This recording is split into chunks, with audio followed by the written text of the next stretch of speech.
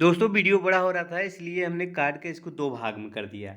तो आइए अगले कवि देखते हैं। देखिए कहानीकार उदय प्रकाश ने भवानी प्रसाद मिश्र को कविता का गांधी कहा है। तो कौन कहा है? तो उदय प्रकाश, कहानीकार उदय प्रकाश कहते हैं कि भवानी प्रसाद मिश्र कविता के गांधी हैं। जबकि भवानी प्रसाद मिश्र जो है खुद को गांधी का बेटा कहते हैं। क्या कहते हैं वो? खुद को वो गांधी का बेटा कहते हैं। अब देखिए भवानी प्रसाद मिश्र की कुछ रचनाएं हैं, आइए इनके बारे में देखते हैं। तो यहाँ पे देखिए गीत फरोश, ये गीत फरोश इनकी पहली रचना है। दूसरा चकित है दुख, अंधेरे में कविताएं, गांधी पंचसती, बुनी हुई रस्सी, खुशबू के शिलालेख, व्यक्तिगत, अंतर्गत, अनाम तुम आते हो, ठीक है, परिवर्तन जिए, इदम न मम, त्रिकाल संध्या, शरीर, कविता, फसलें और फूल, ठीक है, मन सरोवर, दिन, संप्रति, नीली रेखा तक, तूस की आग, कालजयी। तो इनकी ये रचनाएं हैं। आइए हम देखते हैं इनकी ये जो रचनाएं हैं ना, इसको हम ट्रिक से देखते हैं। आइए देखिए भवानी, यहाँ भवानी को हम एक लड़की की तरह ले रहे हैं याद कराने के लिए आपको। तो भवानी एक लड़की है ना, वो जो है एक फेरी वाला रहता है। फेरी वाला यहाँ पे वो अपने कुछ सामान बेचने आता है। तो वो जो है ना गीत गाता है, काफ़ी खूबसूरत गीत गाता है। तो यहाँ पे देखिए ये क्या है? गीत फरोश। गीत फरोश मतलब काफ़ी अच्छा गीत गाता है। और वो जो है खुशबू एक लड़की रहती है, खुशबू के शिलालेख देखिए। खुशबू एक लड़की रहती है जो मर गई रहती है और उसके शिलालेख मिलते हैं। शिलालेख में उसमें काफ़ी दुख भरे गीत लिखे हुए थे। तो यहाँ पे देखिए गीत जो फेरी वाला आता है ना, वो गीत गाता है। किसके गीत गाता है? वो खुशबू के शिलालेख में जो गीत लिखे हैं ना, उसको गाता है। और भवानी उसको जब गीत को सुनती है, वो चकित रह जाती है और दुखी होती है। उसके गीत को सुनकर क्या होती है? चकित रहती कि इतना अच्छा कौन है गा रहा है। और वो उसके गीत सुनकर क्या हो जाती है? दुखी भी हो जाती है। अब देखिए ऐसा लगता है, उसके गीत सुनकर ऐसा लगता है कि अंधेरे में कोई दुखी आत्मा जो है ना, कविता मतलब कविता पढ़ रही है या गाने गा रही है। तो अंधेरी कविताएं मतलब अंधेरी रात में, जैसे भूतई फिल्म में आपने देखा होगा ना कि वो जो हीरोइन होती है जो मर कर आत्मा बन जाती है ना, तो वो गाना गाती है रात में। तो हीरो उसको देखने जाता है। तो यहाँ पे देखिए, तो वो क्या करती है, वो जब गीत गाता है ना, ऐसा लगता है कोई लड़की की आत्मा जो है अंधेरे में परेशान है, दुखी है। तो यहाँ पे अंधेरी अंधेरी कविताएं। अब देखिए जो खुशबू है ना, वो शिलालेख में लिखा है कि वो 5 बार क्या हो जाती है? सती होना पड़ता है उसको। समाज के कारण उसको 5 बार सती होना पड़ता है। जैसे सीता को सती होना पड़ा था, उसी प्रकार उसको कोई उठा ले जाता तो उसको अपने सत्य की परीक्षा के लिए 5 बार क्या होना था? होता है, सती होना होता है। तो यहाँ पे गाधी पंचसती, पंचसती, पंच मतलब 5 बार, सती होना, सती मतलब सती होना पड़ता है। अब इसके बाद फिर अनाम एक फेरी वाला है दोस्तों। अनाम क्या है? एक फेरी वाला है। वो अपनी कुछ सामान लेके आता है बेचने। तो ये अनाम उसका नाम था। अनाम तुम आते हो, तो वो क्या करती है? भवानी कहती है कि अनाम जब जब तुम आते हो ऐसे गीत गाते हो। यहाँ पे देखिए गीत फरो, जब तुम आते हो तो ऐसे गीत गाते हो कि मुझे चकित कर देते हो और दुखी कर देते हो। ऐसा लगता है कि कोई लड़की उसकी आत्मा जो है अंधेरे में कविता पढ़ रही है, मतलब गीत गा रही है। और जो वो क्या है, वो 5 बार सती हो गई है, तो यहाँ पंचसती। तो फिर भवानी पूछती है कि अनाम तुम्हें बुनी हुई रस्सी है तुम्हारे पास? तो वो कहता है हाँ है। तो वो उससे बुनी हुई रस्सी खरीदती है।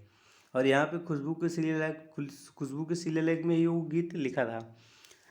तो अब भवानी पूछती है कि अनाम ये बताओ, तुम जो है किसी से प्यार किए हो क्या? तुम इतने दुख भरे गीत गाते हो, लगता है तुम किसी से प्यार तो जरूर किया होगा तुमने। तो वो कहता है कि ये मेरा व्यक्तिगत मामला है, इसके अंतर्गत तुम ना पढ़ो। ये क्या है भाई? ये तो पर्सनल हो ही जाएगा। किसी से पूछेंगे क्या तुम भैया किसी से प्यार करते हो, तो ये पर्सनल ही हो गया ना। तो कहता है ये मेरा पर्सनल मामला है, मतलब व्यक्तिगत मामला है। ये इसके अंतर्गत नहीं आता। तो यहाँ पे ये व्यक्तिगत मामला है, ये इसको मैं नहीं बता सकता, इसके अंतर्गत तुम बताओ। और फिर वो भवानी पूछती क्या नाम, अच्छा तुम बताओ कहाँ से आते हो, तुम कहाँ से आते हो? तो यहाँ पे इस तरह से होता है कि तुम कहाँ से जो है आते हो। आप देखिए, तो बताता है, अपने गाँव का नाम बताता है। अब फिर आगे पूछती है कि ये जो तुम फूल और ये फसल, ये फूल लाए हो, ये तुम उगाते हो, फूल भी बेचता है ना, फूल भी लाता है वो अनाम। तो कह रही है कि ये जो तुम फूल लाते हो, ये आप देखिए, ये फसल उगाते हो इसकी कि तुम खुद खरीद कर बेचते हो। तो बोलता है कि नहीं नहीं नहीं, ये मैं खरीद के बेचता हूँ, मैं इसकी फसल नहीं उगाता हूँ। अब देखिए आगे क्या होता है ना, भवानी बोली कि आज संध्या के तुम, आज शाम को संध्या को यहीं रुक जाओ। आज संध्या को तुम यहीं रुक जाओ, तुम बहुत काफ़ी टाइम हो गया है, तो यहाँ पे संध्या को तुम मेरे यहाँ रुको। तो यहाँ पे देखिए त्रिकाल संध्या क्या होता है, त्रिकाल संध्या। वो बोलती है कि आज तुम शाम को यहीं रुको, इधर ही रुको, कहीं मत जाना। फिर पूछती है कि इसमें जो है थोड़ा सा एक रस्सी पुरानी खरीदी रहती है, उसमें बोलती है कि इसमें थोड़ा सा परिवर्तन कर दो, क्योंकि वो हाथ से बुनी रस्सी रहती है, तो उसमें कहती थोड़ा सा परिवर्तन कर दो। तो यहाँ पे परिवर्तन जिए क्या करता है, परिवर्तन जिए। तो वो परिवर्तन क्या करता है, उसमें रस्सी में क्या कर देता है, परिवर्तन कर देता है, चेंज कर देता है थोड़ा सा। फिर आगे कहती है कि तुम्हारे पास नीली रस्सी है, नीली। तो कहता है नीली रस्सी, यहाँ पे देखिए नीली रेखा तक। तो बोलता है कि नहीं, मेरे पास नीली रस्सी नहीं है। तो कहते हैं नीली नीली रस्सी क्या होगी। तो कह रही कि मेरे पड़ोसी रेखा, एक उसकी पड़ोसन रेखा है, वो कह रही है कि नीली रस्सी रेखा को चाहिए थी, तुम्हारे पास नीली रस्सी है। तो बोलता है कि नहीं, मेरे पास नीली रस्सी नहीं है। तो यहाँ पे इस प्रकार से जो देखिए, फिर आगे क्या होता है ना दोस्तों, एक सेकेंड। फिर आगे क्या होता है कि अब भवानी जो है ना अनाम से प्यार करने लगी। मतलब यहाँ देखिए फेरी वाला जो अनाम लड़का है, वो काफ़ी बार लगभग आता रहता है। तो उससे के गीत सुनकर ना जो भवानी ने अनाम से प्यार करने लगी। भवानी मतलब आप यहाँ समझिए कि भवानी प्रसाद मिश्र याद करने के लिए है। तो भवानी अब क्या करती है, अनाम से जो है ना प्यार करने लगती है। क्या करती है, प्यार करने लगती है। अब उसको क्या करती है, वो सतपुड़ा के जंगल में घुमाती है। कहाँ, तो सतपुड़ा के जंगल। तो यहाँ पे दोस्तों सतपुड़ा के जंगल, इनकी एक जो है कविता है, सतपुड़ा के जंगल, आगे शायद ये मिलेगा। तो यहाँ पे इनकी एक रचना है, क्या है, सतपुड़ा के जंगल उनको घुमाती है अनाम को। फिर मानसरोवर घुमाती है। देखिए मानसरोवर एक दिन कहाँ घुमाती है, मानसरोवर। तो मानसरोवर दिन एक दिन कहाँ घुमाती है उनको, एक दिन देखिए सतपुड़ा के जंगल में घुमाती है। तो इनकी एक रचना है सतपुड़ा के जंगल। और इसके बाद फिर उनको अनाम को एक दिन कहाँ घुमाती है, मानसरोवर घुमाती है। अब अनाम जो है ना, अनाम उसके जो है हाथ का क्या हो जाता है, भवानी के हाथ का कठपुतली हो जाता है। कठपुतली मतलब जहाँ कहता है वहीं अनाम जाती है। तो यहाँ वो अनाम जाता है। तो यहाँ पे एक रचना है इनके कठपुतली, एक रचना है इनकी कठपुतली। तो इसको भी याद रखना दोस्तों, इसमें नहीं दिया है तो मैं आपको बताता हूँ। एक रचना इनकी कठपुतली है। तो वो उसके हाथों का, ये जो है भवानी के हाथों को क्या बन जाता है, कठपुतली बन जाता है। भवानी जो बोलती है वही वो करता है। तो देखो अभी इसके बाद ना भवानी उसकी बाहों में क्या करती है, सो जाती है। सो को उठती है, फिर ऐसे हाथ उसको मतलब जमाई लेती है, ऐसे हाथ पाँव फैलाती है। तो कहती है कि जो टूटने का मज़ा प्रेमी या प्रीतम की बाहों में है ना, वो और कहीं नहीं है। जो टूटने का सुख प्रेमी या प्रीतम की बाहों में है, वो कहीं नहीं है। तो यहाँ पे टूटने का सुख, इनकी एक रचना है टूटने का सुख। क्या है, टूटने का सुख, जिसको भी आप लोग याद रखिएगा, टूटने का सुख। अब देखिए आगे, जब आगे फिर भवानी जो है ना एक बात जो है बताओ, पूछती है कि एक बात बताओ, कालजयी एक लड़की रहती है। तो कहती कालजयी से तुम्हारा कुछ मैटर चल रहा है क्या। तो पूछ रहे, वो कहता है कि ये भी पर्सनल है, इससे ये भी मत पूछो। तो यहाँ देखो कालजयी एक लड़की रहती है, ये अनाम से भी मिलती है। तो वो बोलती है कि तुम्हारा कालजयी का कुछ मैटर है क्या। तो वो कहता है कि ये पर्सनल है, इसके अंतर्गत तुम मत पढ़ो, ये मेरा व्यक्तिगत मामला है। अब देखिए उसको देखकर मेरे दिल में क्या हो जाता है, तीस गड़ जाता है। तीस गड़ जाता है मतलब तूस की आग, तीस मतलब तीस गड़ जाता है या दिल में आग लग जाती है। तो यहाँ पे तूस की आग, देखिए तूस की आग इनकी एक रचना है कि उसको देखकर, कालजयी को देखकर मेरे दिल में क्या हो जाता है, तूस गड़ जाता है, तीस गड़ जाता है, या दिल में आग लग जाती। तो यहाँ पे तूस की आग। अब देखो फिर अनाम बोलता है कि ये लो कमल का फूल। तो वहाँ पे मानसरोवर में कमल फूल एक तोड़ता है अनाम, तो बोलता है ये लो कमल का फूल। तो यहाँ पे इनकी एक रचना है कमल का फूल। फिर आगे कह रहा है बाड़ी में शालीनता, वो ना वो क्या करती है, भवानी इसको गाली देने लगती है। तो वो बोलता है कि बाड़ी में शालीनता लाओ, मतलब ठंड रखो, और ये लो कमल फूल। तो बाड़ी में दीनता, बाड़ी की दीनता, यहाँ पे एक रचना इनकी क्या है, बाड़ी में दीनता, बाड़ी की दीनता, बाड़ी की दीनता। यहाँ पे इनकी एक रचना है बाड़ी की दीनता, इसको भी आप लोग याद रखिएगा। और बोलता है कि बाड़ी में जो बाड़ी में शालीनता लाओ, मतलब बाड़ी की दीनता, और शांत हो जाओ। तो दोस्तों ये भवानी प्रसाद की कुछ रचनाएं थी, तो इसको आप लोग जो है याद रखिएगा। और मैंने ट्रिक बता दिया है, आप एक बार वीडियो को और देख लीजिएगा तो आपको याद हो जाएगा। अब यहाँ आप देखिए भवानी प्रसाद की ये कुछ है जो है कविताएं हैं, चर्चित कविताएं हैं। क्या है, कमल का फूल, हमने बताया ना उनको एक वहाँ पे कमल का फूल दिया था। और यहाँ देखिए सतपुड़ा के जंगल में, सतपुड़ा के जंगल में घूमती है, मानसरोवर को घूमती है। फिर क्या करती है कि वो जो है कालजयी को अपशब्द बोलने लगती है भवानी। तो कहते बाड़ी में दीनता लाओ, बाड़ी में मतलब शालीनता लाओ, बाड़ी में दीनता लाओ। फिर उसकी बाहों में जब वो सोती है तो कहती है क्या है कि जो जो प्रीतम की बाहों में जो है टूटने का सुख होता है वो और कहीं नहीं होता। यहाँ पे देखिए गीत फरोश, गीत फरोश मतलब उनकी एक कविता है। तो ये सब जो है भवानी प्रसाद मिश्र की चर्चित कविताएं हैं। तो कमल के फूल, सतपुड़ा के जंगल, वाणी की दीनता, टूटने का सुख, गीत फरोश, ये इनकी कविताएं हैं। आइए आगे देखते हैं नरेश मेहता की। देखिए अगले कवि क्या है, कौन है, तो नरेश मेहता है। नरेश मेहता के बारे में आइए देखते हैं। देखिए नरेश मेहता को नए कवियों में महत्वपूर्ण हस्ताक्षर हैं। देखिए नरेश मेहता नए कवियों में महत्वपूर्ण हस्ताक्षर हैं। इनकी प्रमुख रचनाएं क्या क्या हैं, इनकी प्रमुख रचनाएं काव्य संग्रह में क्या है, बन, पाखी सुनो, बोलने दो चीड़ को, मेरा, समर्पित एकांत, चैत्या, उत्सवा। और प्रबंध काव्य में क्या है, संशय की एक रात। संशय की एक रात इनकी बहुत महत्वपूर्ण रचना है दोस्तों। इसमें राम जो है, राम को संशय हो जाता है युद्ध को लेकर के। तो यहाँ पे देखिए ये इसमें राम की कथा आती है। और एक होता है महाप्रस्थान, प्रवाद पर्व, सबरी, ये इनके क्या होते हैं, प्रबंध काव्य होते हैं।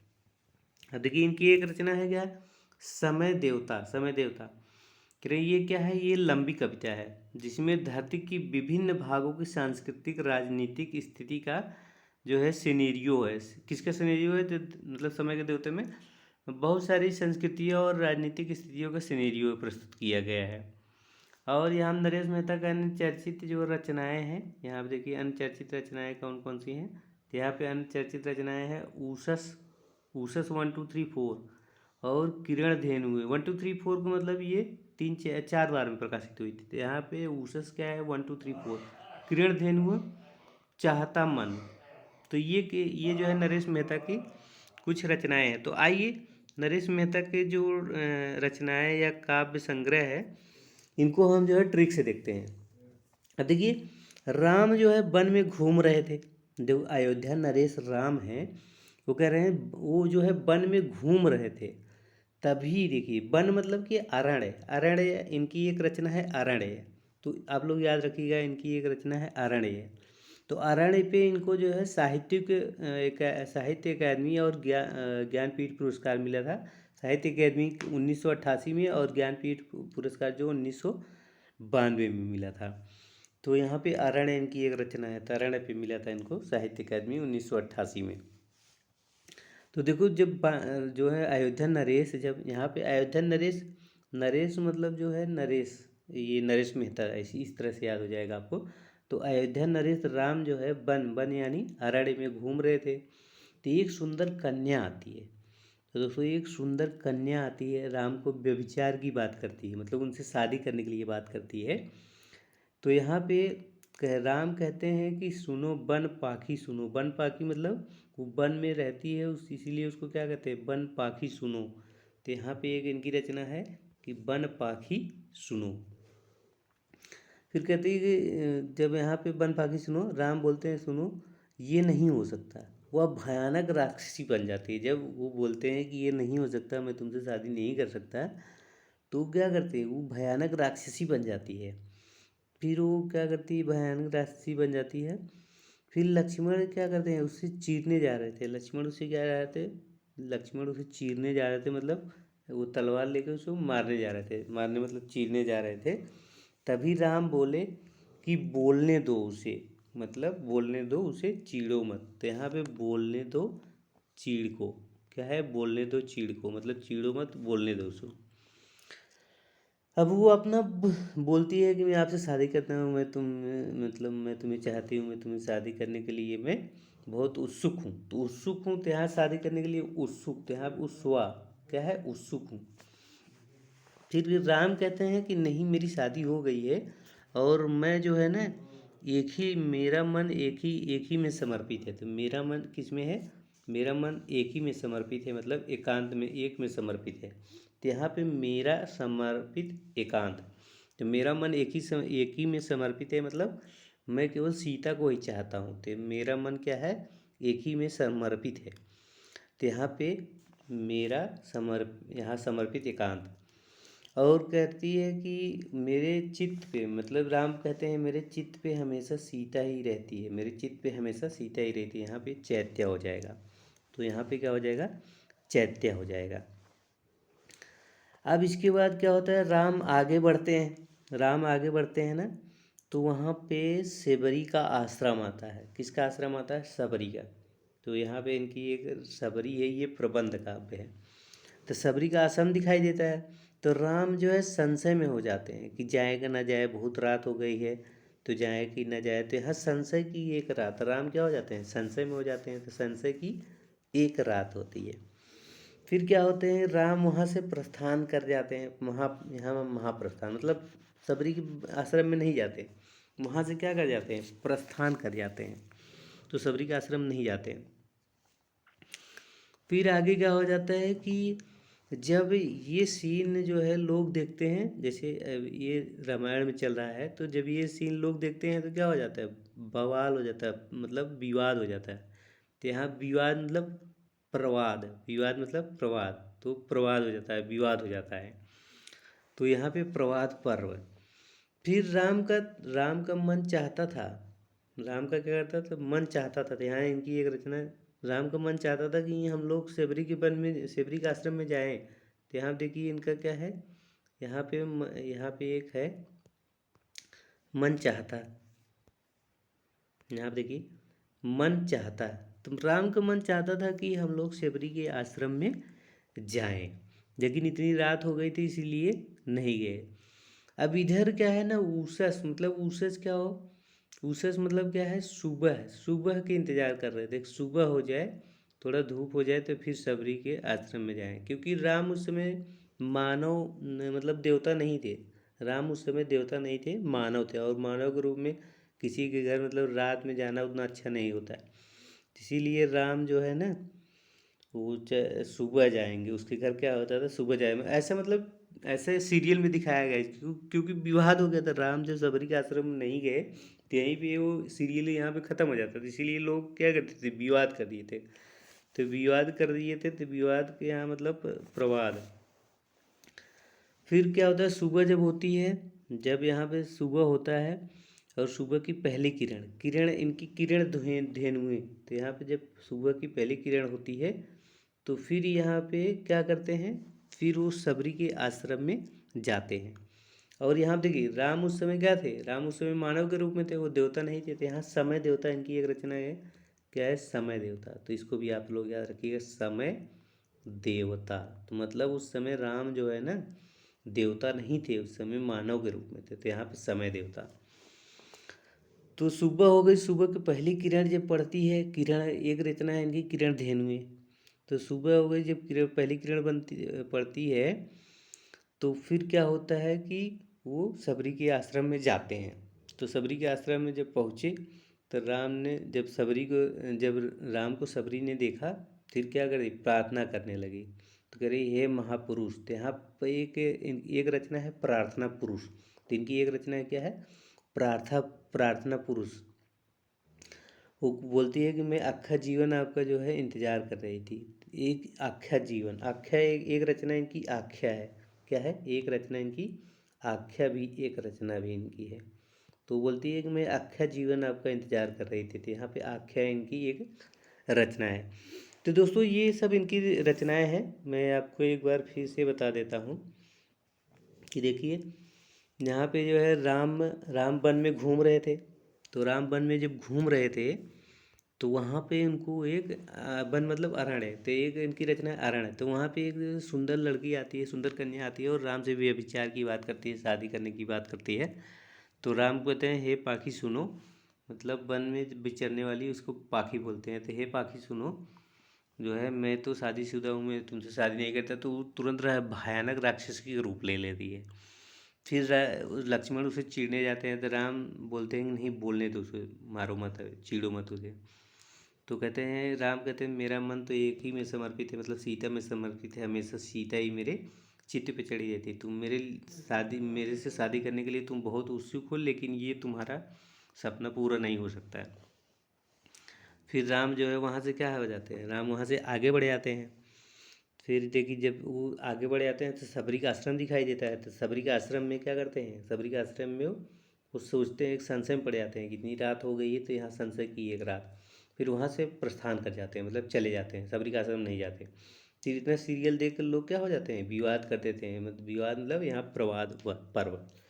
तो उस समय क्या करते हैं, राम जो है ना उस समय मानव के रूप में रहते हैं, देवता के रूप में नहीं रहते। समय देवता भी इनके एक जो है लंबी कविता है। समय देवता इनकी एक लंबी कविता है। फिर क्या करते हैं, सुबह हो जाती है। सुबह जब पहली किरण पड़ती है ना तो फिर उसके आश्रम में राम जाते थे। राम का मन तो चाहता था कि रात में ही जाए, लेकिन रात में किसी के घर जाना ठीक नहीं था। तो सभी सुबह की जब पहली किरण हुई तब उस समय जो है राम सबरी के आश्रम में जाते हैं। और फिर सबरी उनकी कहती है कि हे महापुरुष, आप मैं आपकी प्रार्थना करती हूँ। तो मतलब प्रार्थना पुरुष एक रचना है इनकी। फिर कहते हैं मैंने आखा जीवन आपका इंतजार किए थे। यहाँ पे आख्या एक इनकी रचना है। तो इसको भी आप लोग जो है याद रखिएगा। अब ऊषस, ऊषस भी इनकी एक रचना है, ऊषस 1 2 3 और 4। तो इसको भी आप लोग याद रखिएगा। आइए आगे देखते हैं। अब देखिए धर्मवीर भारती, धर्मवीर भारती। यहाँ देखिए धर्मवीर भारती मूलतः प्रेम के कवि हैं। इनकी प्रमुख रचनाएं क्या है, ठंडा लोहा और अंधा युग, कानुप्रिया, सात गीत वर्ष और इसके बाद देशांतर। इनकी जो कानुप्रिया है ना, इसमें राधा कृष्ण के प्रेम का वर्णन दिखाया गया है। और जो देशांतर एक इनका काव्य संग्रह है, इसमें विदेश की कविताओं का संग्रह है। अब देखिए प्रेमेथ्यु गाथा एक लंबी कविता है। प्रेमेथ्यु गाथा जो है यूनानी पौराणिक पुरुष, पौराणिक, यहाँ देखिए जो प्रेमथ्यु है ना, एक यूनानी पौराणिक पुरुष है। पौराणिक मतलब जैसे यहाँ पुराण है वैसे वहाँ भी पुराण होता है यूनान में। तो पौराणिक पुरुष जो प्रेमथ्यु है ना वो पौराणिक पुरुष है। अब देखिए आइए इनके जो है ट्रिक से देखते हैं, इनकी रचनाओं को ट्रिक से देखते हैं। तो धर्मवीर, धर्मवीर भारती, एक सेकंड दोस्तों, धर्मवीर भारती कहाँ गए, धर्मवीर भारती, हाँ धर्मवीर भारती। देखिए धर्मवीर भारती, यहाँ पे देखिए लेखक जो है, लेखक है गांधी जी। जो लेखक हैं धर्मवीर भारती है ना, वो गांधी जी से बोलते हैं कि भारतीयों को धर्म, धर्म के चक्कर में नहीं पड़ना चाहिए। किसके चक्कर में नहीं पड़ना चाहिए, धर्म के चक्कर में नहीं पड़ना चाहिए। तो यहाँ पे धर्म के चक्कर में, मैंने धर्म इसलिए यहाँ पे लाया दोस्तों क्योंकि यहाँ पे धर्मवीर भारती हैं। तो भारतीयों को जो है ना धर्म के चक्कर में नहीं पड़ना चाहिए। लोहा इस समय गर्म है। जैसे देखो दोस्तों ये कब की बात हो रही है जानते हैं, जब गांधी जी का आंदोलन चल रहा था, 1942 का आंदोलन है, भारत छोड़ो आंदोलन चल रहा था। तो उस समय की बात है ये। तो मैंने ये ट्रिक बनाई हुई है, तो उस समय की बात है ना। तो लेखक जो धर्मवीर भारती है ना, वो जाके बोलते हैं गांधी जी से कि भारतीयों को धर्म के चक्कर में नहीं पड़ना चाहिए। यहाँ पर देखिए धर्म के चक्कर में नहीं, मतलब धर्मवीर भारती। तो भारतीयों को धर्म के चक्कर में नहीं पड़ना चाहिए, धर्मवीर भारती। लोहा गर्म है, मतलब बोलते हैं कि लोहा गर्म है, हथौड़ा मार देना चाहिए। तो गांधी जी इनसे कहते हैं नहीं, अभी लोहा जो है ठंडा है, क्या कहते हैं, अभी लोहा ठंडा है, अभी शांति से बैठे रहो। तो यहाँ पे लोहा ठंडा है मतलब ठंडा लोहा। कह रहे हैं कि देखो अभी हथौड़ा नहीं, अभी अभी अभी जो है लोहा ठंडा है। तो लेखक के उस समय क्या होता है ना, लेखक के जो है गर्लफ्रेंड दिख जाती है, गर्लफ्रेंड दिख जाती है तो वो उसकी गर्लफ्रेंड क्या है, प्रिया है। तो यहाँ पे कानू प्रिया, तो लेखक की गर्लफ्रेंड दिख जाती है। फिर क्या होता है, लेखक जो है ना फिर चला जाता है, भाग जाता है वहाँ से। फिर जाता है प्रिया से पूछता है कि तुम 7 वर्ष तक कहाँ थी तुम, सात, यहाँ पे देखिए 7 वर्ष तक तुम कहाँ थी, मैं तुम्हें ढूंढ रहा था। तो यहाँ पे 7 गीत वर्ष, यहाँ पे देखिए एक रचना है इनकी 7 गीत वर्ष। तो बोलती है कि मैं यहाँ पे नहीं थी, मैं विदेश में थी। तो विदेश में बोलते हैं, विदेश में कहाँ थी, तो वो बोलती है कि मैं 36 अंश से देशांतर रेखा पर थी। 36 अंश देशांतर रेखा दोस्तों कौन सा देश पड़ता है आप लोग हमें बताइएगा। तो कहते हैं कि मैं 36 अंश देशांतर पर थी, मतलब देशांतर में थी, मतलब विदेश में थी। तो क्या कहाँ पे थी, वो विदेश में थी। तो कह रही है यहाँ तो अंधा युग चल रहा है, या इसीलिए मैं विदेश चली गई थी पढ़ने के लिए। तो यहाँ पे क्या चल रहा था, अंधा युग चल रहा था। तो दोस्तों एक बार मैं फिर से आपको बता देता हूँ। देखिए लेखक जो है गांधी जी से बोलता है कि भारतीयों को धर्म चक्कर नहीं पड़ना चाहिए, और जो है लोहा गर्म है और इसमें हथौड़ा मार देना चाहिए। मार देना चाहिए मतलब आंदोलन को हिंसक कर देना चाहिए था। गांधी जी बोलते हैं नहीं, अभी लोहा जो है ठंडा है, लोहा अभी गर्म नहीं है, ठंडा लोहा। तभी लेखक की क्या हो जाती है, गर्लफ्रेंड प्रिया दिख जाती है। तो यहाँ पे कानू प्रिया, और प्रियम दोस्तों राधा और कृष्ण का प्रेम दिखाया गया है। तो वह पूछता है कि तुम 7 वर्ष कहाँ थे, तो यहाँ पे 7 गीत वर्ष। तो तुम कहाँ थी, तो बोलती है कि मैं जो है ना विदेश में थी। वो बोलता है कि मैं तुम्हें पागलों की तरह ढूंढ रहा था, तुम विदेश में चली गई थी, विदेश में कहाँ थी। तो बोलती है कि मैं 36 अंश देशांतर पर थी। कहाँ थी, 36 अंश देशांतर, देशांतर मतलब जो देश पड़ता है वहाँ पे थी। अब देखिए तो इस तरह से, अब यहाँ पे देखिए 36 अंश देशांतर पर क्या कौन सा देश पड़ता है, वो बोलती है कि तुम अपनी प्रेम गाथा सुनाओ, जो है ये छोड़ो 36 अंश देशांतर कहाँ पड़ता है कहाँ नहीं पड़ता है, तुम अपनी प्रेम गाथा बताओ। तो यहाँ पे देखिए प्रेमथ्यु गाथा, प्रेमथ्यु गाथा। तो वो जो प्रिया बोलती है कि तुम अपनी प्रेम गाथा सुनाओ, तुम्हारा उससे एक लड़की से प्रेम चल रहा था ना। तो बोलता है नहीं, मैं तो तुम्हें चाहता था। तो यहाँ भी ये इनकी रचनाएं हैं दोस्तों। तो इस तरह से इनकी रचनाएं ट्रिक से आप लोग ये याद कर सकते हैं। आगे आइए देखते हैं। अब देखिए मदन वात्स्यायन का मूल नाम लक्ष्मी निवास सिंह था। तो मदन वात्स्यायन का मूल नाम लक्ष्मी निवास सिंह था, इसको आप लोग याद रखिएगा। सर्वेश्वर दयाल, सर्वेश्वर दयाल के यहाँ पे देखिए इनकी जो है बहुत महत्वपूर्ण कवि है, इनके बारे में देखते हैं। सर्वेश्वर दयाल सक्सेना नई कविता के प्रमुख हस्ताक्षर हैं। ये नई कविता के प्रमुख क्या हैं, हस्ताक्षर हैं। तो यहाँ पे देखिए इनकी निम्न कृतियाँ निम्नलिखित हैं। अब देखिए इनकी कृतियों के बारे में देखते हैं। देखिए इनकी कृतियाँ कौन कौन सी है, काठ की घंटियाँ, बांस का पुल, एक सूनी नाव, गर्म हवाएं, कुआनो नदी, और कुआनो नदी कविताएं 1, कविताएं 2, जंगल का दर्द, खूंटियों पर टंगे लोग। ये इनकी क्या है, कुछ महत्वपूर्ण जो प्रकाशित हुई हैं इनकी रचनाएं। अब देखिए सर्वश्री दयाल सक्सेना की चर्चित कविताएं हैं। काफ़ी हाउस में एक मेलोड्रामा, अहम से बड़ी हो तुम, विगत, यहाँ पे विगत प्यार, विगत प्यार, लिपटा रजाई में, मैं कब कहा। ये इनकी क्या है, इनकी जो है ये रचनाएं हैं। तो आइए हम लोग इनकी रचनाओं को ट्रिक से देखते हैं दोस्तों। तो यहाँ पे देखिए सर्वेश्वर दयाल की हम लोग रचनाएं ट्रिक से देखते हैं। देखिए सर्वेश्वर दयाल ये जो है ना, दो प्रेमी, एक मैंने कहानी बनाई है कि दो प्रेमी हैं, दो प्रेमी हैं और वो जो है रजाई में का है, रजाई में घुसकर आपस में बात कर रहे हैं। तो देखिए दो प्रेमी रजाई में घुसकर आपस में बात कर रहे हैं। तो यहाँ पे देखिए कहते हैं, ये लड़की बोलती है कि तुम्हें सर्वेश्वर पे विश्वास नहीं है, मतलब वो लड़का एथिस्ट रहता है। एथिस्ट मतलब जो नास्तिक होते हैं। तो लड़का जब एथिस्ट रहता है तो वो बोलती है कि तुम्हें सर्वेश्वर पे विश्वास नहीं है, तुम काठ की घंटी, सर्वेश्वर तुम्हें ना, जो भगवान तुम्हें काठ की घंटी बना देगा। क्या बना देगा, काठ की घंटी बना देगा। तो यहाँ पे देखिए इनकी एक रचना है क्या, काठ की घंटी। तो और करे तुम्हारे अंदर ना बांस डाल देगा तो बांस डाल देगा। तो लड़की ऐसी बोलती है कि तुम्हारे अंदर बांस डाल देगा। फिर क्या करती है कि तुम्हें जो है कुएं में ढकेल देगा। कहाँ कर देगा? तुम्हें जो है कुएं में ढकेल देगा। या तो जो मैं तुम्हें जो है ना काट का घंटी बना के तुम्हें लटका देगा, खूंटियों में लटका देगा। तो यहाँ पे देखिए खूंटियों में टंगे लोग, यहाँ देखिए काट की घंटी बनाकर तुम्हें क्या होगा, खूंटियों में लटका देगा या तुम्हारे अंदर बांस डाल देगा। तो यहाँ पे या तो तुम्हें कुएं या नदी में ढकेल के तुम्हें मार देगा, सर्वेश्वर तुम्हें क्या कर देगा, मार देगा। ऐसे लड़की उसको जो है बोलती है। तो आगे बोलती है कि तुम्हें पागल कुत्ता बना देगा। तो यहाँ देखिए पागल कुत्तों का सरदार या सॉरी पागल कुत्तों का मसीहा, एक रचना इनकी है पागल कुत्तों का मसीहा। तो इसको भी आप लोग याद रखिए कि वो बोलती है कि या तो तुम्हें काठ की घंटी बना देगा, या तुम्हारे अंदर बांस डाल देगा, या कुएं या नदी में तुम्हें ढकेल देगा, या तुम्हें पागल बना देगा, पागल जो है पागल कुत्तों को मसीहा बना देगा तुम्हें। जब इतना बोलती है ना, तो वो क्या होता है ना, उसका जो प्रेमी होता है ना, वो गुस्सा हो जाता है।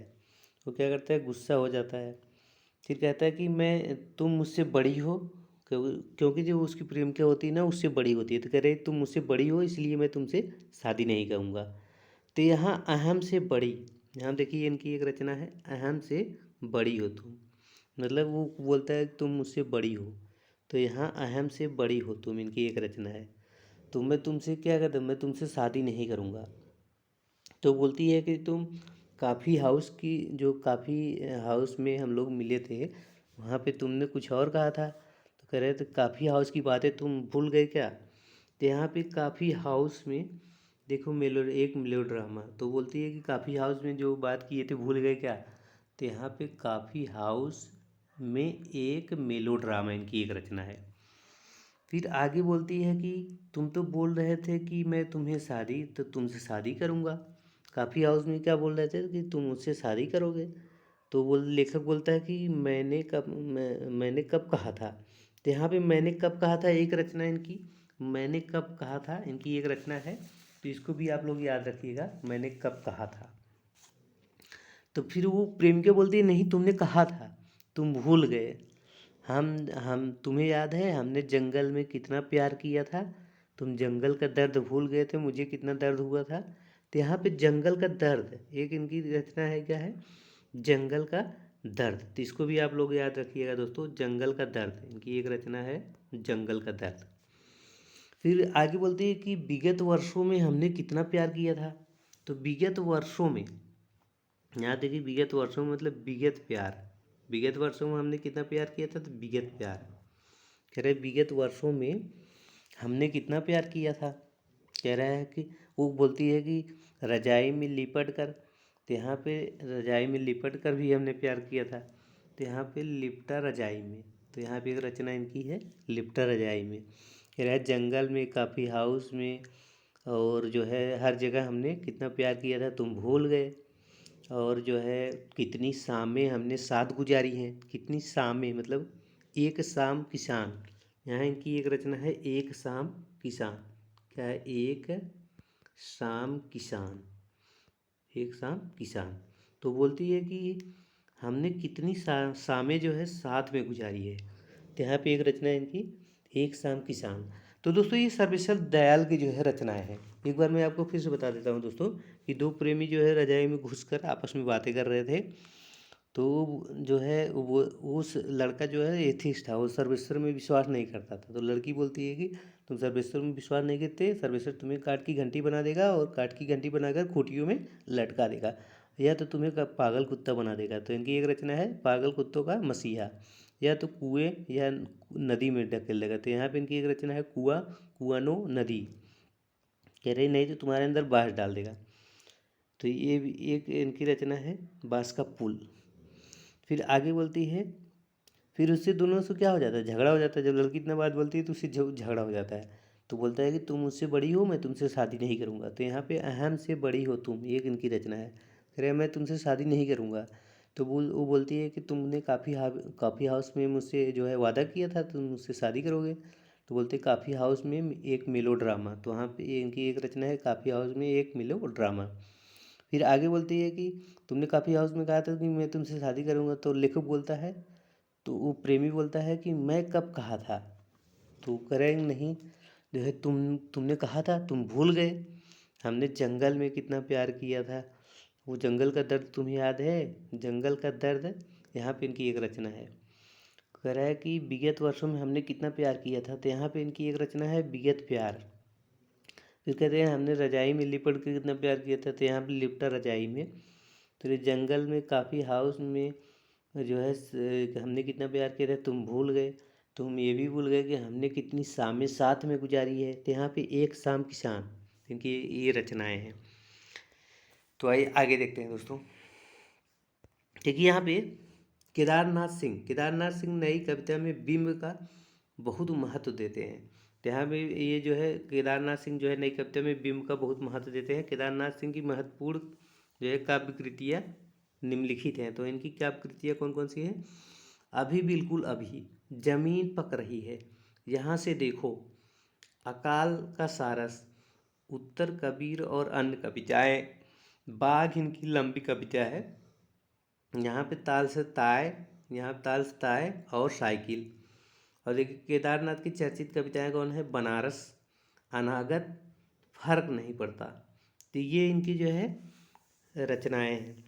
तो आइए देखते हैं केदारनाथ की रचनाओं को हम लोगों ट्रिक से देखते हैं। ट्रिक से कैसे इनकी रचनाओं को हम लोग देखेंगे कि हमने जो ट्रिक बनाई है उसके बारे में देखते हैं। देखिए केदारनाथ सिंह, देखिए केदारनाथ सिंह जो है रेगिस्तान में ड्यूटी करते हैं। इनकी जो है ड्यूटी है, ये ड्यूटी करते हैं जो अंडर कवर होते हैं ऑफिसर, अंडर कवर ऑफिसर में ये ड्यूटी करते हैं। तो वहाँ पे इनकी ड्यूटी एक रेगिस्तान में लगी हुई है, पाकिस्तान में रेगिस्तान में ड्यूटी कर रहे हैं। तो उनकी पत्नी जो है ना वहाँ पे दाल पका रही थी। तो केदारनाथ से जो है केदारनाथ से बोलती है कि केदारनाथ पूछते हैं कि खाना हो गया है क्या? पत्नी बोलती है कि अभी बिल्कुल अभी मैंने दाल चढ़ाई है, तुम पूछ रहे हो खाना हो गया है। तो अगर ये अभी दाल चढ़ाई है मैंने, अभी बिल्कुल अभी दाल चढ़ाई है। तो यहाँ पे जगह अभी दाल, यहाँ पे अभी बिल्कुल अभी। फिर कह रहे अभी दाल पक रही है, तो यहाँ पे पक रही है मतलब यहाँ पे जमीन पक रही है। फिर बोलती है कि अभी जो है दाल पक रही है, बिल्कुल अभी दाल डाला है, अभी दाल पक रही है, नमक खत्म हो गया है, तुम जाके नमक लेके आओ। तो बोलते हैं कि नमक कहाँ से लाऊं? तो बोलते हैं यहाँ से देखो, वो दिख रहा है बनारस दिख रहा है, यहाँ से देखो क्या है बनारस। तो वहाँ पे एक बनारस बाजार है दोस्तों। तो वो कह रहे हैं यहाँ से देखो, जहाँ से देखो ये बाजार दिख रहा है। बाजार मतलब एक बनारस बाजार थी वहीं पे। तो कह रहे यहाँ पे देखो बनारस दिख रहा है। तो कह रहे यहाँ से देखो बनारस दिख रहा है, जाकर जल्दी से लेकर नमक लेकर आओ। तो केदारनाथ जो है पानी मांगते हैं कि थोड़ा सा पानी पिला दो, भाई रेगिस्तान में है तो प्यास तो लगेगी, धूप बहुत ज़्यादा है। तो कह रहे हैं कि थोड़ा सा पानी पिला दो। तो बोलते हैं यहाँ पानी का अकाल पड़ा हुआ है, मैंने सारस को, एक पक्षी जिलाए रहते हैं वो सारस को, कह रहे हैं यहाँ पानी का अकाल पड़ा हुआ है, मैंने सारस को भी पानी नहीं दिया और बाघ को भी पानी नहीं पिलाया। तो यहाँ पे देखिए, यहाँ पे अकाल में सारस, तो यहाँ पे अकाल पड़ा हुआ है, सारस को भी मैंने पानी नहीं पिया था, अकाल में सारस। अब इसके बाद मैंने बाघ को भी पानी नहीं पिया। बाघ इनकी जो है लंबी कविता है। तो कह रहे हैं कि उनकी पत्नी बोलती है कि यहाँ जो है अकाल पड़ा हुआ है, मैंने सारस और बाघ को भी जो है पानी नहीं पिलाया और तुम पानी मांग रहे हो। अब देखिए कह रहे हैं कि कबीर बेटा उतर जाओ, साइकिल से उतर जाओ। कबीर इनका जो है ना एक लड़का रहता है और वो साइकिल पे बैठा रहता है। तो यहाँ पे कबीर बेटा साइकिल से उतर जाओ। तो यहाँ पे देखिए, यहाँ पे साइकिल से उतर जाओ, यहाँ पे तालस्ताय और साइकिल। तो यहाँ पे इनकी एक रचना है तालस्ताय और साइकिल। तो इसको भी याद रखिएगा, तालस्ताय साइकिल। कह रहे हैं पापा बाजार जाएंगे। तो वो जो है कहते हैं कि पापा बाजार जाएंगे। तो फिर क्या होता है, केदारनाथ जो है बोलते हैं कि बहुत धूप है। पत्नी बोली कि मुझे फ़र्क नहीं पड़ता, चाहे जैसे लेके आओ, तो मुझे फ़र्क नहीं पड़ता। तो यहाँ पे फ़र्क नहीं पड़ता, जाके लेके आओ। अब फिर वो क्या करते हैं, फिर लेके आओ मतलब लेके आओ, जाओ फिर लेके आओ मतलब अनागत, मतलब अनागत। फिर कहते हैं कि जाकर लेकर आओ, मुझे फ़र्क नहीं पड़ता। तो यहाँ पे दोस्तों फिर से एक बार बता देता हूँ, केदारनाथ सिंह रेगिस्तान में क्या करते हैं, ड्यूटी करते रहते हैं। उनकी पत्नी जो है दाल पका रही है, तो केदारनाथ खाना मांगते हैं कि यह खाना हो गया क्या? तो उनकी पत्नी बोलती है कि अभी बिल्कुल अभी मैंने दाल डाली है, तुम बोले हो खाना हो गया, नमक ख़त्म हो गया, जाके नमक लेके आओ। फिर वो कह रहे हैं कि थोड़ा सा अच्छा पानी पिला दो फिर जाता हूँ। तो बोलते हैं कि यहाँ अकाल पड़ा हुआ है, पानी है नहीं। मैंने जो है सारस को भी पानी नहीं पिलाया, और सारस एक पक्षी जिलाए रहते हैं, और मैंने बाघ को भी पानी नहीं पिलाया, तुम पानी मांग रहे हो। बाघ इनकी लंबी कविता है। तो यहाँ पे देखिए, कबीर कबीर साइकिल से उतर जाओ। तो यहाँ पे उत्तर कबीर, यहाँ पे इनकी एक रचना है, उत्तर कबीर और अन्य कविताएं। उत्तर कबीर और अन्य कविताएं इनकी एक रचना है। कबीर उतर जाओ, कबीर उतर जाओ मतलब यहाँ पे उत्तर कबीर और अन्य कविताएं। फिर आगे बोलते हैं कि साइकिल से उतर जाओ, पापा जो है बाजार जाएंगे। तो यहाँ पे तास्ताए और साइकिल, तो वो कह रहे हैं साइकिल से उतर जाओ बेटा, पापा बाजार जाएंगे। केदारनाथ बोलते हैं कि बहुत धूप है यार। केदारनाथ सिंह बोलते हैं कि बहुत धूप है। उनकी पत्नी बोली मुझे फ़र्क नहीं पड़ता, नमक ख़त्म हो गया है, जाके लेके आओ। तो यहाँ पे लेके आओ मतलब अनागत। तो यहाँ पे मुझे फ़र्क नहीं पड़ता, यहाँ फ़र्क नहीं पड़ता, फिर ला के जाकर लेके आओ मतलब अनागत। तो ये इनकी रचना है। तो आइए आगे देखते हैं। अब देखिए, प्रयोगवाद के कुछ अन्य और उनकी रचनाएं, अन्य कवि हैं और उनकी रचनाएं हैं। तो आइए देख लेते हैं इनके बारे में। ये रामविलास शर्मा है। तो रामविलास शर्मा देखिए, इनकी रचना है कि रूप तरंग, सदियों के सोए हुए जाग उठे, बुद्ध वैराग्य, प्रारंभिक कविताएं। तो दोस्तों यहाँ पे देखिए, यहाँ पे रूप तरंग, तो रामविलास शर्मा जो है इनकी रचना है कि रूप तरंग। रूप तरंग मतलब बुद्ध का रूप जो है, जो देखता है दोस्तों वो क्या हो जाता है, बुद्ध की तरफ जो है एकदम पागल हो जाता है बुद्ध के लिए। तो बुद्ध जब मुस्कुराते थे तो उनकी तरफ क्या हो जाते, लोग पागल हो जाते थे। यहाँ पे रूप तरंग। यहाँ पे देखिए राम, यहाँ पे राम और बुद्ध कर लीजिए, क्योंकि देखिए राम यहाँ पे रामविलास शर्मा। तो राम और जब बुद्ध, उनका रूप जो है देखकर, जब वो मुस्कुराते थे उनका रूप देखकर ना लोग तरंगित हो जाते थे। आपने देखा होगा, रामायण देखा होगा, बुद्ध का अभी अगर एक कहानी बुद्ध के बारे में बनाई गई थी उसको देखा होगा कि जो है तरंगे पैदा कर देते थे। तो राम और जो है बुद्ध जो है ना लोगों में क्या करते थे, वो ऐसे मुस्कुराते थे कि उनका रूप देख के लोगों में तरंग पैदा हो जाती थी। देखिए, सदियों को सोए हुए जाग उठे, मतलब बुद्ध क्या करते हैं, सदियों को सोए हुए जो है बुद्ध क्या होते हैं, एक ही बुद्ध थे, मतलब बुद्ध एक ही आदमी थे जो सदियों को सोए हुए को क्या हुआ, जगा दिए थे। यहाँ सदियों को सोए हुए। अब देखिए, बुद्ध वैराग्य, बुद्ध क्या ले लिए थे, बुद्ध जो है ना वैराग्य ले लिए थे। क्या ले लिए थे, वैराग्य ले लिए थे। तो यहाँ पे दोस्तों रामविलास शर्मा, मतलब राम और बुद्ध का जो है मुस्कुराहट देखकर, उनका रूप देखकर लोग तरंगित हो जाते थे। और सदियों को सोए जाग उठे, मतलब बुद्ध जो है सदियों के जो सोए हुए लोग थे उनको क्या करते हैं, जगा देते हैं। सदियों को सोए हुए जाग उठे। यहाँ पे बुद्ध क्या लेते हैं, वैराग्य ले लेते हैं। तो ये इनकी रचना है। देखिए, प्रभाकर जो है माचवे, इनकी रचना का उतना इम्पोर्टेंट नहीं है, तो इसको आप लोग याद रख लीजिएगा। मेपल और ये स्वप्न भंग, अनुरक्षण। तो यहाँ पे अनुक्षण, यहाँ पे इनकी रचना है मेपल, स्वप्न भंग, अनुक्षण। तो इसको आप लोग याद रखिएगा, कोई इम्पोर्टेंट नहीं है, कोई दिक्कत नहीं है, आप लोग याद रखेंगे, नहीं याद रखेंगे तो कोई दिक्कत नहीं है। नेमिचंद्र जैन, ये भी इतना इम्पोर्टेंट कवि नहीं है, बस इनको आप लोग याद रखिएगा, ये किस सप्तक के कवि हैं। नेमिचंद्र तो ये जो है तार सप्तक के कवि हैं, और प्रभाकर माचवे भी ये दोनों तार सप्तक के कवि हैं, बस इतना याद रखना है। अब देखिए, नेमिचंद्र की रचना क्या है, अचानक हम फिर एकांत में। मतलब यहाँ पे क्या होता है ना, हम यहाँ पे ऐसे ट्रिक बना लीजिए कि एक बार क्या होता है ना कि ये जो नेमिचंद्र हैं एक लड़की से मिलते हैं, फिर उससे बोलते हैं कि अपना नंबर दे दो। तो बोलती है कि नहीं, चलो अगर हमारी किस्मत साथ दी है हम फिर मिलेंगे तो अपना नंबर दे देंगे। तो फिर एक दिन अचानक हम फिर मिल जाते हैं। तो यहाँ पे अचानक हम फिर मिल गए एकांत में। तो कहते हैं अब तो अपना नंबर दे दो। तो यहाँ पे अचानक हम फिर मिल, यहाँ पे अचानक हम फिर एकांत में मिले थे, अब बोल रहे हैं कि आप तो नंबर दे दो। तो नेमिचंद्र की ये रचनाएँ हैं। और देखिए, गिरजा कुमार माथुर इनकी जो है रचनाएं पूछी जाती है। तो आइए इनके बारे में देख लेते हैं। ये गिरजा कुमार माथुर ना, इनकी हमने ऐसी ट्रिक बनाई है। ये एक लड़का रहता है, वो जो है ईश्वर को नहीं मानता। उसकी माँ बोलती है कि अरे भगवान के पैरों में गिर जा, भगवान के पैरों में क्या करता है, गिर जा। तो गिर जा, तो गिरजा कुमार माथुर, गिर जा भगवान के पैरों में गिर जा, गिरजा कुमार माथुर। कह रहे ढोल मजीरा लेके आकर भगवान का नाम ले ले, उसकी माँ बोलती है शाम को कि ढोल मजीरा लेके आगे भगवान का नाम ले ले। ढोल मजीरे, मजीरे मतलब एक बजाते हैं ना, तो ढोल मजीरे लेके भगवान का नाम ले ले, नहीं तो तेरा क्या हो जाएगा, नाश हो जाएगा। नहीं तो तेरा क्या हो जाएगा, नाश हो जाएगा। वो नास्तिक है, वो भगवान को मानता ही नहीं। नहीं तो फिर क्या हो जाएगा, तेरा नाश हो जाएगा। अभी देख ले, उदाहरण करें, देख धूप नहीं हो रही है और तेरा धान क्या हो रहा है, सड़ रहा है, मतलब धान उसका भीग गया है। तो कह रहे धूप नहीं हो रहा है, देखे तो तेरा धान जो है सड़ रहा है। तो धूप के धान, तो यहाँ पे देखिए धूप के धान। और जो करिए जो चमकीले पत्थर हैं, जो यहाँ पे देखिए शिला पंख चमकीले, करे जो चमकीले पत्थर है ना, उसको भूल कर भी उसकी छाया को, करे भूल कर भी उसकी छाया को जो है पैर से मत छूना।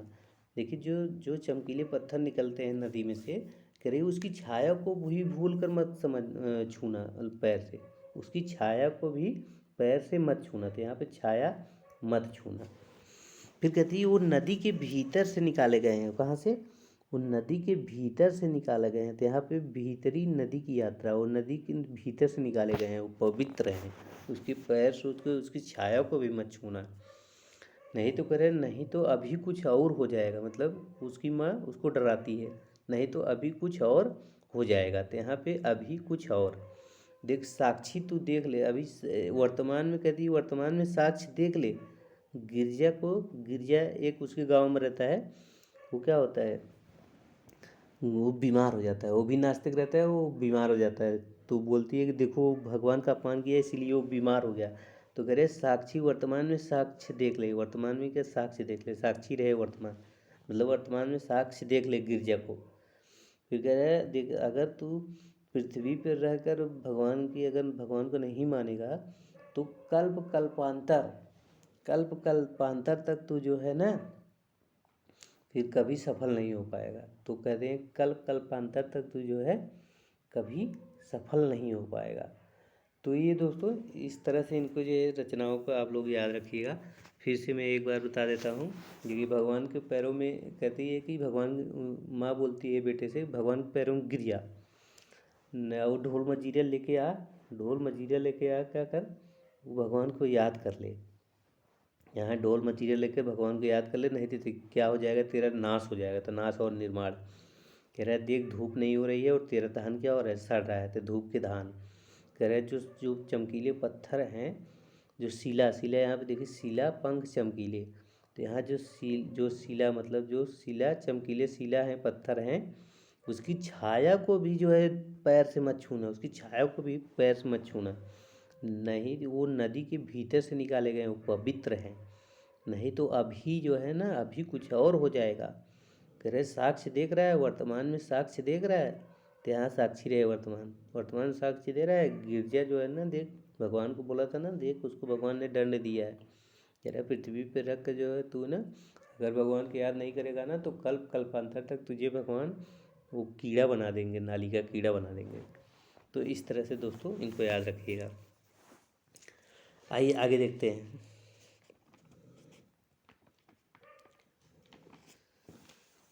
हाँ, ये भरत भूषण अग्रवाल को देखते हैं। भरत भूषण अग्रवाल की रचना है, यहाँ पे कवि के बंधन, जागते रहो, मुक्ति मार्ग, ओ अप्रस्तुत मन, कागज के फूल, एक उठा हुआ हाथ, उतना वह सूरज है, उतना वह सूरज है, अनुपस्थित लोग। तो ये किनकी रचना है, ये भरत भूषण अग्रवाल की रचना है। किसकी रचना है, भरत भूषण अग्रवाल की रचना है। तो इनके बारे में मैंने एक ट्रिक बनाई है दोस्तों। टीचर क्लास में अटेंडेंस ले रहा था दोस्तों, एक क्लास चल रही थी, और वहाँ पे टीचर आता है और क्या करता है, वो अटेंडेंस लेता है। तो टीचर जो है क्लास में अटेंडेंस जो है ले रहा था। अब पूछता है कि कितने लोग, तो यहाँ पे देखिए हम लोग लास्ट से देखेंगे, यहाँ से देखिए इनकी रचना, यहाँ पे अनुपस्थित लोग, यहाँ से लास्ट देखेंगे, फिर वहाँ पे पहले तक जाएंगे। तो मतलब 8वें से देखेंगे, पहले तक जाएंगे। तो यहाँ पे देखिए टीचर जो है ना, क्या करता है कि टीचर क्लास ले रहा था, तो वहाँ पे पूछता है कि कितने अनुपस्थित लोग हैं, कितने लोग नहीं आए, कितने अनुपस्थित लोग हैं। यहाँ पे अनुपस्थित लोग, तो कितने लोग अनुपस्थित हैं। फिर क्या होता है, अटेंडेंस ले लेता है। फिर सब लोग को नकल जो पहले लिखते हैं ना, नकल लिखने के लिए बोलते हैं, नकल लिख लाए हो, सब लोग चेक करवाओ। फिर क्या, फिर वहाँ पे क्या था, तो फिर नकल, फिर सूरज नाम का लड़का रहता है ना, वो आधा पन्ना नकल लिख के लाया था, वो पूरा नहीं लिखा था। तो बोल रहा है कि ये किसका है, ये कौन आधा लिखा है, बुलाओ उसको, जल्दी बुलाओ उसको। तो बोलता है कि एक लड़का बोलता है कि सर सर वो सूरज का है नोट्स, वो सूरज उतना ही लिखा है। तो यहाँ पे उतना वह सूरज है, वो उतना वह सूरज है, वो सूरज का है, सूरज उतना ही लिखा है, तो उतना वह सूरज है। अब बोलते हैं कि वो टीचर बोलते हैं कि चलो बताओ कौन कौन नकल नहीं लिख रहा है, हाथ उठाओ। तो यहाँ पे केवल एक हाथ उठता है, कितना, एक हाथ जो है उठा हुआ हाथ, यहाँ पे एक हाथ उठता है, मतलब एक लड़का नहीं लिख रहा है तो वो हाथ उठा देता है। तो बोलते हैं एक जो है उठा हुआ हाथ, एक उठा हुआ हाथ। फिर जब चेक करते रहते हैं टीचर, जब चेक करते रहते हैं तो वहाँ पे एक एक नोट्स में उसमें एक फूल मिलता है, गुलाब का फूल मिलता है। तो बोलते हैं कि ये कागज़ में फूल कौन रखा है, तो यहाँ पे कागज़ के फूल। तो वो जब चेक करते हैं, टीचर चेक करते हैं ना, तो उसमें एक लड़का गुलाब रखा रहता है। तो बोलते हैं एक कागज़ में कौन गुलाब रखा है। फिर इसके बाद चेक कर लेते हैं, फिर बोलते हैं कि एक लड़के से बोलते हैं चल चल रे तू कविता सुना चल। अरे वो चल कविता प्रस्तुत कर, चल कविता प्रस्तुत कर। तो यहाँ पे वो अप्रस्तुत मन बोलते हैं कि चले तू चल कविता प्रस्तुत कर। तो यहाँ पे कहते हैं वो प्रस्तुत मन। तो बोलता है कि अरे सर याद नहीं है। तो बोलते हैं कि नहीं, जब तक तू याद नहीं करेगा तब तक तुझे मुक्ति नहीं चाहिए, मतलब मैं मुक्ति नहीं दूंगा, तब तक छोड़ूंगा नहीं। तो यहाँ जब तक ये बिना याद किए तो तेरी मुक्ति नहीं होगी, तू आज जो है कविता याद करके ही रहेगा। तो यहाँ पे मुक्ति मार्ग। फिर इसके बाद एक लड़का फिर याद करते करते उसको नींद आ जाती, पढ़ा रहे थे जो टीचर, उसको नींद आ जाती है, कह रहे ये जागते रहो और कविता याद करो जल्दी।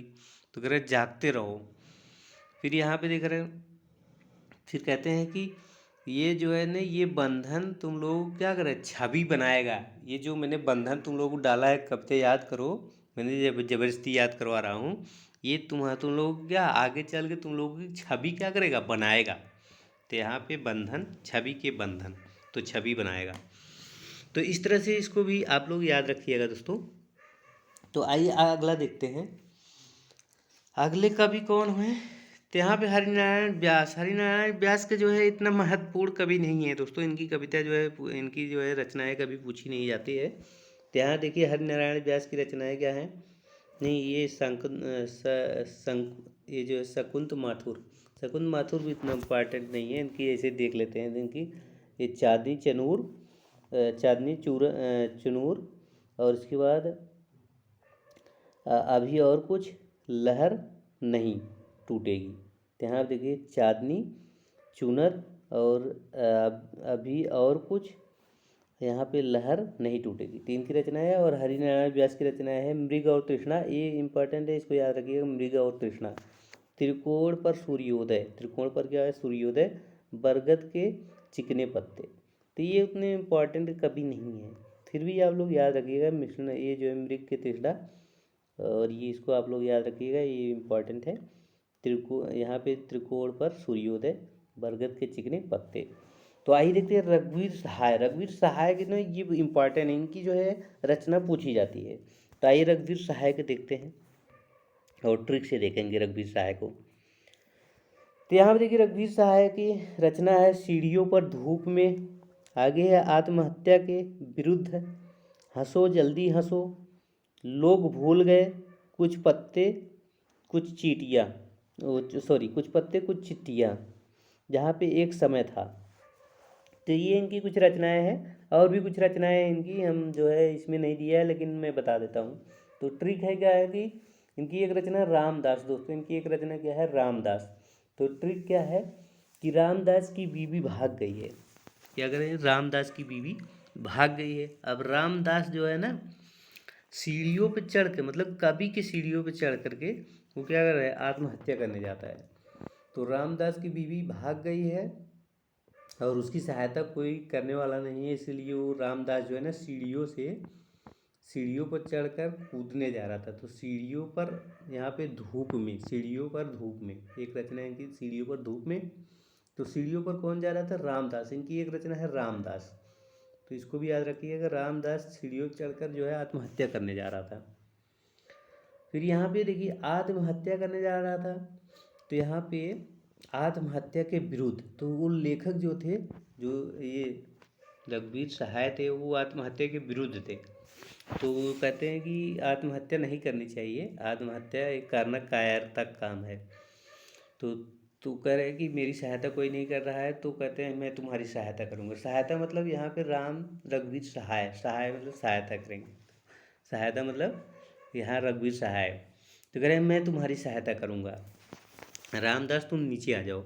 तो कहते हैं कि रामदास तुम नीचे आ जाओ, मैं तुम्हारी सहायता करूँगा। आत्महत्या करना जो है पाप है, आत्महत्या करना, कायर लोग आत्महत्या करते हैं। फिर रामदास क्या करता है, नीचे उतर जाता है। फिर उसको रघुवीर सहाय अपने गले से लगाते हैं और कहते हैं कि हंसो जल्दी हंसो, उसको ऐसे गुदगुदी करते हैं, कहते हैं हंसो जल्दी हंसो हंसो। तो कह रहे हैं कि मेरी भी, वो कहता है मेरी बीवी भाग गई है, लोग जो है क्या बोलेंगे। तो लोग क्या बोलेंगे, तो कह रहे हैं यहाँ पे लोग भूल गए, लोग भूल गए।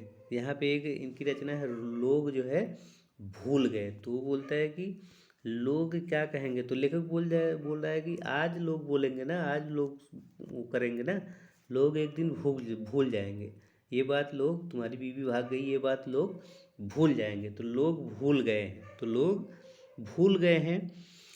दोस्तों लोग भूल गए हैं, इसी पे इनको साहित्यिक अकादमी पुरस्कार मिला, साहित्य अकादमी पुरस्कार मिला था 1984 में। कब मिला था, साहित्य अकादमी पुरस्कार इनको 1984 में मिला था, कि लोग भूल गए। फिर आगे क्या करें, लोग भूल जाएंगे। अब देखिए उसके मायके का पता है, वो लेखक पूछता है कि उसके मायके का पता है, कुछ उसको चिट्ठियाँ लिख देता हूँ। तो कह रहे उसके मायके का पता है, कुछ चिट्ठियाँ लिख देता हूँ। तो यहाँ पे कुछ पते कुछ चिट्ठियाँ, तो कहते हैं कि तुम्हें उसके मायके का पता है, उसके मायके कुछ चिट्ठियाँ लिख देता हूँ, हो सकता है वो मायके गई हो, फिर लौट आएगी। तो कह रहे हैं कि हाँ चलो, वो बोलते हैं हाँ ठीक है, लिख दो चिट्ठियाँ लिख दो साहब। तेरा अच्छा कारण बताओ, क्या कह के लिखूं, हो सकता हो मायके गई हो, तो क्या कारण बताओ, क्या कारण इसमें लिखूं। तो बोलता है कि बोल दो कि मैं मर गया। मतलब रामदास बोलता है कि बोल दो कि मैं मर गया। तो यही एक रास्ता है उसको जल्दी लाने का, तो यही एक रास्ता है, वो रामदास बोलता है यही एक रास्ता है कि उसको लाने का, तो अगर मैं मर गया तो तुरंत आ जाएगी। तो यहाँ देखिए रास्ता इधर से है, रास्ता इधर से है, इनकी एक रचना है, तो इसको भी याद रखिएगा, इसमें दिया नहीं है, रास्ता इधर से है। फिर कहते हैं कि यही एक रास्ता है उसे वापस लाने का। तो फिर लेखक कहता है कि एक समय था लोग मुझसे चिट्ठियाँ लिखवाने आते थे, एक समय था। तो इनकी एक रचना है, एक समय था। एक समय था कि लोग मुझसे क्या करते थे, चिट्ठियाँ लिखवाने आते थे, अब कोई नहीं आता। फिर क्या होता है, काफ़ी दिन बीत जाता है, तो उनको पता चलता है कि तुम्हारी औरत किले में है। तो बोलते हैं कि तुम्हारी औरत तो किले में है, जाकर देखो। तो यहाँ पे किले में औरत, किले में औरत इनकी एक रचना है, तो किले में औरत। अब देखिए ये जो है इनकी कुछ रचनाएं थी दोस्तों।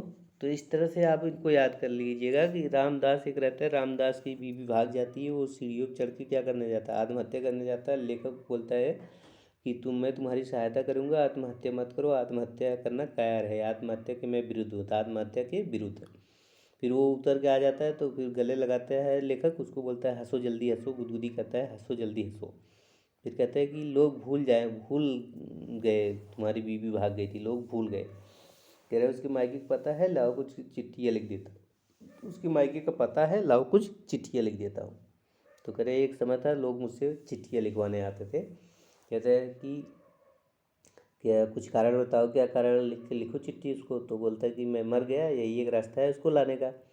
तो यहाँ रास्ता इधर से है, एक इनकी रचना है। फिर क्या है, यही एक रास्ता है उसको लाने का। तो एक लेखक बोलता है एक समय था लोग मुझसे चिट्ठियाँ लिखवाने आते थे। तो यहाँ पे एक समय था एक रचना है। फिर कुछ दिन बाद लेखक उसको बोलता है, रामदास बोलता है कि तुम्हारी औरत किले में है, जाओ उसको लेके आओ। तो यहाँ पे देखिए किले में औरत इनकी एक रचना है। तो दोस्तों इस तरह से आप लोग याद रखिएगा। आइए अगला देखते हैं, विजय नारायण शाही। विजय नारायण शाही का जो है ये भी कोई महत्वपूर्ण इनकी जो है रचना नहीं है, मतलब लेखक नहीं है महत्वपूर्ण, लेकिन एक रचना इनकी पूछी जाती है, मछली घर। तो आप लोग याद रखिएगा मछली घर। तो इनकी क्या है कि सखी मछली घर देखने चलोगी। यहाँ पे एक लड़की बोलती है अपने दोस्त से, सखी सखी तुम मछली घर देखने चलोगी। तो वो लड़की सुन नहीं रही थी, दूसरे से बात कर रही थी। तो बोल रही है साही साही, उस लड़की का नाम क्या था, साही साही तुम ही से बोल रही हूँ। तो साही तुमसे बोल रही हूँ, तो यहाँ तुमसे संवाद कर रही हूँ। तो यहाँ पे साही मतलब ये विजय देव नारायण साही। यहाँ बोलती है सखी तुम मछली घर देखने चलोगी। तो नहीं सुन रही है, तो कह रही है नहीं सुन रही, तो कह रही साही साही मैं तुमसे ही बोल रही हूँ। तो यहाँ संवाद तुमसे। तो ये इनकी रचना है। अब देखिए कुंवर नारायण की रचनाएं, आइए देखते हैं कुंवर नारायण की रचनाएं जो है पूछी गई हैं, तो इनको भी आप लोग याद रखिएगा। आइए इनको ट्रिक से देखते हैं कि जो है कुंवर नारायण की, देखिए चक्रव्यूह। तो कुंवर नारायण की रचना जो है क्या ट्रिक बनाई है हमने, आइए 1 मिनट देख लेते हैं इनको। कहाँ गए कुंवर नारायण, कुंवर नारायण,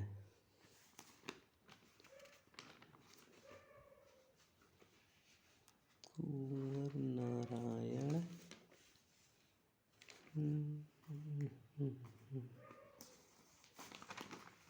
हाँ तो दोस्तों कुंवर नारायण,